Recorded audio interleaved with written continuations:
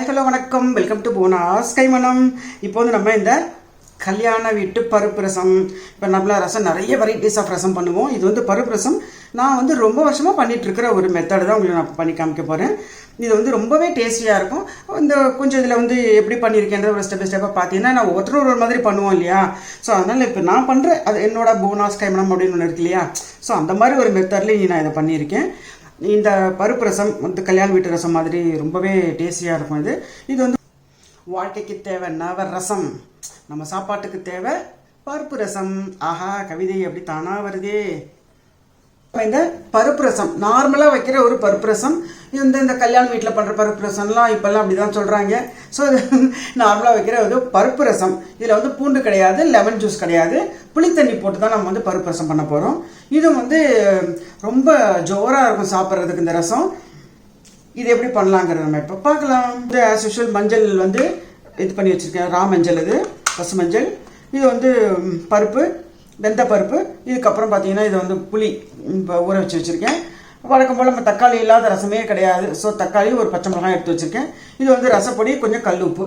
இப்போ நம்ம இதை எப்படி பண்ணலான்னு பார்க்கலாம். இதில் முதல்ல புளி தண்ணியை கரைச்சிக்குவோம்.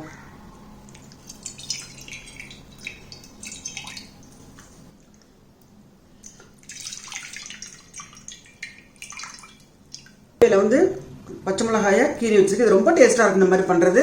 தக்காளி ஆஸ் யூஷுவல். இப்போ இதுக்கு கல் உப்பு. இது வழக்கம் போல் இந்த மஞ்சள், ரா மஞ்சள், பசு மஞ்சள். இதை நல்லா கொதிக்க வைப்போம். இதில் வந்து இந்த நல்லா தக்காளி வந்து நல்லா வெந்து ஒரு மாதிரி கலர் மாறும், பச்சை மிளகாய் கலர் மாறும், புளித்தண்ணி பச்சை வாசனை போகும். அதுக்கப்புறமா நம்ம வந்து பருப்பு, அதுக்கப்புறம் ரசப்பொடி எல்லாத்தையும் நம்ம சேர்க்கலாம். இது நல்லா பச்சை வாசனை போக கொதிச்சு எடுத்து தக்காளியும் நல்லா வெந்திருக்கு பாருங்கள். பச்சை மிளகாயெல்லாம் கலர் மாறி இருக்கு. இந்த புளி வாசனை பச்சை வாசனை போயிடுது, புளி உப்பு எல்லாம் போட்டு பச்சை வாசனை போயிடுது. இப்போ வந்து நம்ம இந்த பருப்பை ஆட் பண்ணிடலாம், வெந்த பருப்பை.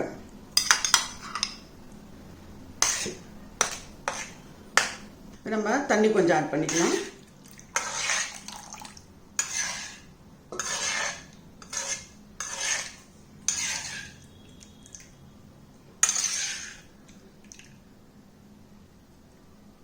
இப்போ இந்த பருப்பு போட்டு கொஞ்சம் கொதிச்சதுக்கு அப்புறமா ரசப்பொடி போடலாம். இப்போ நம்ம ரசப்பொடி கொஞ்சம் சேர்த்துடலாம். இது வந்து நான் ஏற்கனவே ரசப்பொடி போட்டிருக்கேன் ஒரு வீடியோ, ரொம்ப டேஸ்ட்டாக இருக்கும் இந்த ரசப்பொடி. ஸோ அந்த பொடி தான் நான் இப்போ யூஸ் பண்ணியிருக்கேன். இந்த ரசத்தோட டிஸ்கிரிப்ஷன்லேயும் நான் அதை வந்து லிங்க்கை வந்து நான் ஷேர் பண்ணுறேன். இப்போ இது நல்லா ஒரு கொதிச்சதுக்கப்புறமா நம்ம தாளிச்சு கொட்டிக்கலாம். இது கொதிச்சதில் கொஞ்சம் விழா வருதுன்னு சொல்கிறோம் இல்லையா. ஸோ தண்ணி விட்டுக்கணும் டெஃபினட்டாக. ஸோ இது ஒரு ப்ராசஸ் மாதிரி தான். இந்த மாதிரி ரசம் நல்லா கொதிச்சதுக்கப்புறமா தண்ணி விட்டு விளாவி பண்ணுறதுங்கிறது ஒரு ப்ரொசீஜர். அது ஒரு டேஸ்ட்டு கொடுக்கும். ஸோ அந்த காலத்துலேருந்து வந்து பழைய காலத்துலேயும் இப்படி தான் பண்ணுறது பழக்கம். இப்போ இந்த பருப்பு ரசத்துக்கும் நெய்யில் தாளிச்சாதான் நல்லாயிருக்கும். நம்ம நெய் விட்டு கொஞ்சம் கடுகு, சீரகம், ஒரு மிளகாய் தாளித்து கொட்டிக்கலாம். கடுகு பொரியிறது இல்லை, 2 மிளகாய், கொஞ்சோண்டு சீரகம், இதில் இந்த பெருங்காயம். இது நான் ரெடி பண்ண கட்டி பெருங்காயத்தை வந்து சூடு பண்ணி ரெடி பண்ண பெருங்காயம்.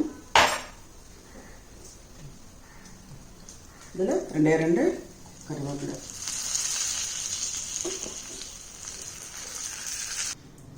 இப்போ இந்த தாளிப்பயிரை கொட்டிடலாம்.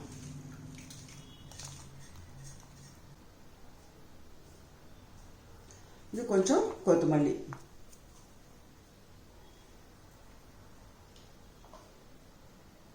இந்த கருவேப்பிலை கொத்தமல்லி தான் ஒரு ஃபினிஷிங் டச்சை கொடுக்கும் ரசத்துக்கு. இப்போ நம்மளோட இந்த பருப்பு ரசம் அருமையாக ரெடி ஆகிடுது பாருங்க, நல்லா இருக்கு. இப்போ பார்த்த இந்த பருப்பு ரசம், தட் இஸ் கல்யாணத்தெல்லாம் போகிற மாதிரி உள்ள பருப்பு ரசம் உங்களுக்கு ரொம்ப பிடிச்சிருக்குன்னு நினைக்கிறேன். இந்த வீடியோவை உங்கள் ஃப்ரெண்ட்ஸுக்கு, ரிலேட்டிவ்ஸ்க்கு ஷேர் பண்ணுங்கள். இன்னும் சப்ஸ்கிரைப் பண்ணலாம், அவசியம் சப்ஸ்கிரைப் பண்ணுங்கள். அடுத்த வீடியோவில் சந்திப்போம். நன்றி, வணக்கம்.